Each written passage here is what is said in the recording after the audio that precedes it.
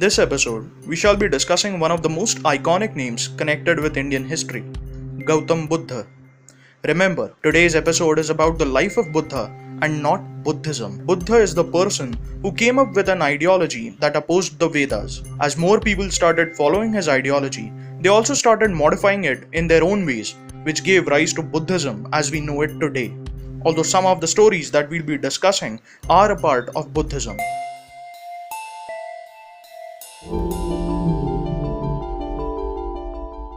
Now, who exactly was Buddha? Buddha was born in the 6th century BCE in Lumbini or Lumbini of a small Janapad called Shakya. He was the son of Mahamaya and Shuddhodhan, the chief of Shakya. Legend has it that his was an immaculate conception. Mahamaya once dreamt of a white elephant entering her body, which was interpreted to mean that she had conceived a child. While traveling to her maternal home, she halted at Lumbini, where she gave birth to Buddha from her side.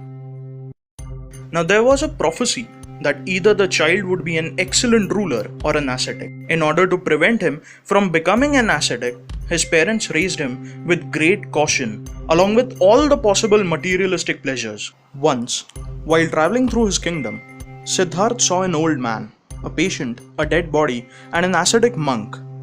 For the first time in his life, Siddhartha was witnessing these sad facts of life, like death, old age, and illness, and further realized that the sadhu was the happiest person of them all. At the age of 25, he then shaved off his head, sacrificed his clothes, and left his palace. This is called the Great Renunciation. He realized that dhyana was the right path to awakening. But instead of an extreme asceticism, he discovered a new way called the middle way. He meditated for 7 years and then, on a full moon night of the Vaishakh month, he became the Buddha.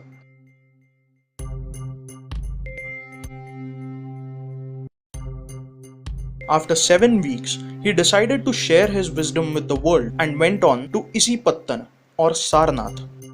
There, in a park, he performed the Dharma Chakra Pravartana, meaning he set into motion the wheel of dharma that was stuck in materialism, ritualism, and the influence of Vedic religion, moved towards spirituality again.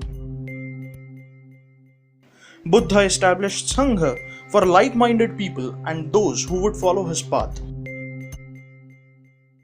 When he was 70 years old, he was at Kushinagar. There, a cobbler named Kunda invited him to dinner, after which Buddha attained nirvana because of food poisoning from Sukarmaddav. Many stories about his teachings are from folk tales and mythological stories. The 4 noble truths. First, dukkha. The world is full of sorrow because of dissatisfaction. Second, samudaya. The origin of sorrow is ignorance. People are ignorant about the true form of things and therefore they worship material objects. Third, nirodha is the cessation of sorrow by following a specific path, that is, magga. Magga is the way to live a life without sorrow. Ashtangik marga. First, righteous perspective. It involves seeing the world from a perspective of sorrow and thus lesser involvement. Second, righteous resolve. It involves efforts for righteous thoughts. Third, righteous speech. It involves abstinence from lying as well as rudeness. Fourth, righteous conduct. It involves no killing or injuring, not taking what is not given, as well as celibacy. Fifth, righteous livelihood.